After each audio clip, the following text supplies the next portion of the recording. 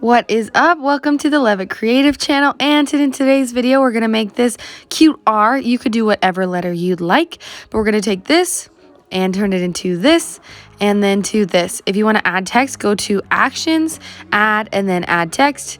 Make your text letter really big. I didn't show that part because this tutorial was already really long. So here's me making my color palette. Since I'm doing peaches, I did a pinky peach color. This is a little bit sped up. So I did a pinky peach color. I had some technical difficulties with the color palette. So a pink, a yellow, a light pink, and then a bluish, greenish, like grayish teal, basically. And then I did a lighter version of each of those colors, just so I could have some shading colors. And I still use a couple of different colors later on, but those are basically my main colors. So we're going to start with building our black outline layer. If you don't want to do a black outline layer, you do not have to at all. I also already have my sketch layer out, so whatever fruit you're doing, if this is your first time, I recommend going with an easier shape. Peaches are relatively easy, but you can see that I struggled a lot with getting the right shape. So you could always do a lemon or an orange, a shape that's slightly easier to manage for your first time. So I'm going to do my outline. If I wasn't doing the black outline, I would just do the color and leave it at that. But instead, we're going to do the black outline. And this is in a separate layer from my sketch layer. And I'm just going to add an extra line to this one, because I feel like it needed a little bit of varying up, make things a little bit different.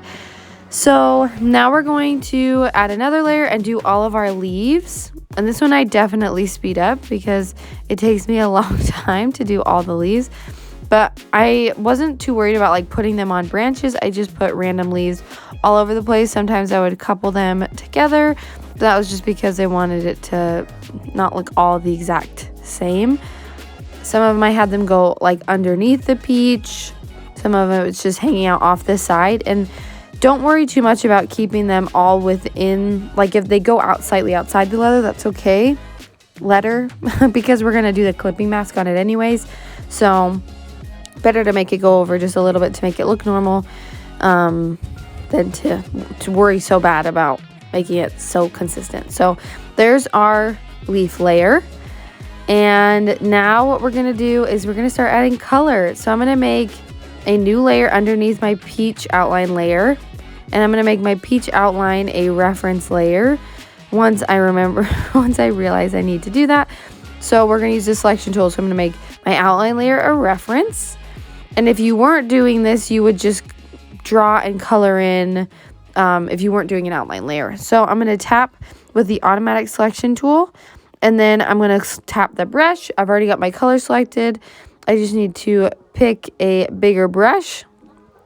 I am using the dry ink brush for both my outlines, and then I have a bigger version for my colors. This just gives it a little bit of a gritty texture. I love how it turns out, just slight gaps in the colors. So I will just add in that color here. It's that peachy, dark orange, pinkish color. I wouldn't say it's like a true peach because this is more like a yellow peach that I do the colors with. So I'm going to add a clipping mask on my color layer and get yellow. And it wasn't easy, I'm not going to lie, to find the right color of yellow. I kept going for too dark of a color. But what I'm going to do first off is I'm going to add a orangish color on just part, like one bottom half of the peach. Kind of curves around the edge. And I'm going to do that to all the peaches, and then I'm going to Gaussian blur it. This kind of just sets the stage for like a really good blend. So I'm still going to add some texture to it, but I just feel like this blended it. You might not even be able to tell. So if you can't even tell, maybe this step isn't really worth it. We're going to go and we're going to use, I kept trying to find the right texture brush, and then I remembered what brush I had used in the past, and that made all the difference. But for this one, I ended up adding just a layer of yellow on the same portion that I put the orange on. And I just put it kind of close to the edge. In this particular brush, I'm using a texture brush. Basically, I use the 6B pencil to do it, but you could use any texture brush that you prefer. I love the 6B pencil. I've just made it a bigger size in the properties. Now I'm going to add a little bit of a darker red with that same 6B pencil. It's a pretty solid texture. And I'm going to make sure it's in a different layer just so I can keep those separate. I'm going to merge them all at the end anyways, but this just adds a little bit more depth. So I'm going to make it a little bit darker because this didn't show up on that one. And then I realized I didn't really like that color. So know that this isn't like, I'm not going to just, I don't show up and it's just perfect all the time. Now I'm going to grab the actual texture brush, and it's kind of like a spotted brush. So how you're going to make it is you're going to go into the dry ink brush. Once you've duplicated it, make the property size bigger, and then go to the grain source, hit edit, and then tap with 2 fingers to reverse it or invert it, and that will give you your textured brush. So I'm adding dark to the other side of the peach. And then I'm going to add a little bit more of a light yellow on the edges with that same dry ink texture brush, just to add a little bit more variance. You can get a lot more creative with color, especially if that's your thing. I wanted to keep it a little bit more simple because these are more like a cartoony peach rather than a realistic peach. Now I'm just going to add a little bit more of a bright yellow, not as much of as a pastel yellow to the middle of the peach. Just a little bit more color to vary it up. And that was basically it for our peaches. Now I'm going to do the same thing for the stems. So I'm going to create a new layer, select those with the selection tool, and color those in with a light brown. And then I just added a little bit of a dark brown line on the side of each of them just to add a little bit more variance, but it really doesn't make a whole big difference because you can't really tell. But anyways, so I colored in the stems. Now I'm going to color in the leaves. And I'm just going to vary it up because I'm going to do 3 different colors for the leaves.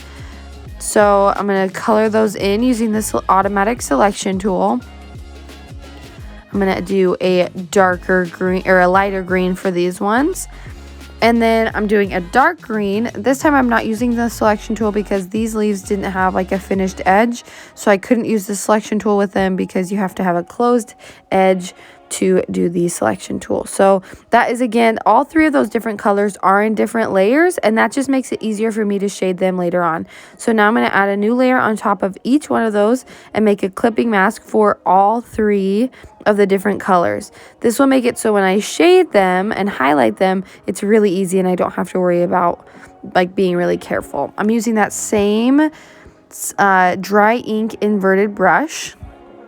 If you want to learn how to do it, I have a Texture 101 video where I teach you how to make it, and lots of other texture brushes if you wanted to get creative with that. I was just playing with the size and the pressure. So basically, I wasn't too worried about making my shading consistent, like all on one side. So basically just one side of the leaf, I'm going to go and make a dark layer or a dark side, make it darkest on the edge and then kind of fade in towards the middle. And I'm going to do that to all of the leaves. So, and I use just like a dark green.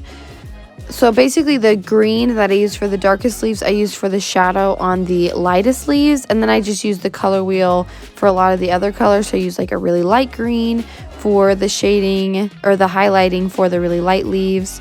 So basically, it doesn't have to be perfect. I kind of like that it's a little bit more organic-y, quirky looking. So here's the light color on the leaves. And it doesn't have to be super dramatic, I've noticed.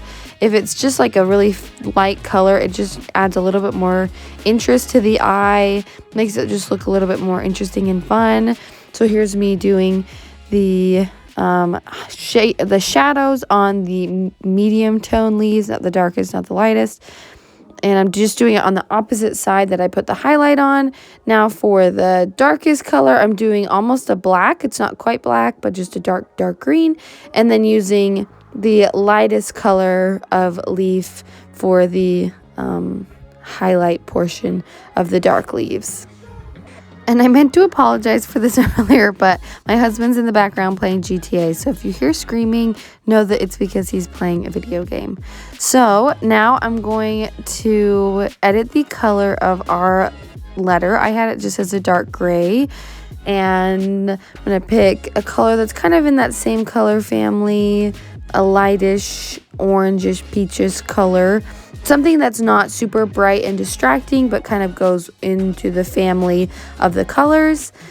And now we're going to, now I can't remember. Oh, I'm going to color in this last leaf because I'd forgotten it the whole time.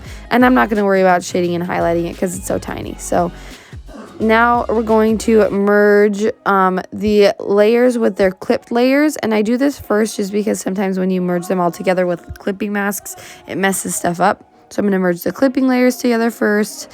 And then I'm going to merge it all together and do a clipping mask. And now we're going to change the background color. And I'm going to pick just a similar hue-ish, not super bright, so it can provide a little bit of contrast. And a quick tip is if you want to have an outline on any lettering or layer, if you duplicate your text once you're finally ready with the happy with the finished product, you can tap the outline for the bottom layer. Oh my gosh, my husband's going crazy. And then just change the color, or if you just wanted it to stay the same color, you could. But it just provides another outline just to make it a little bit more fun and interesting.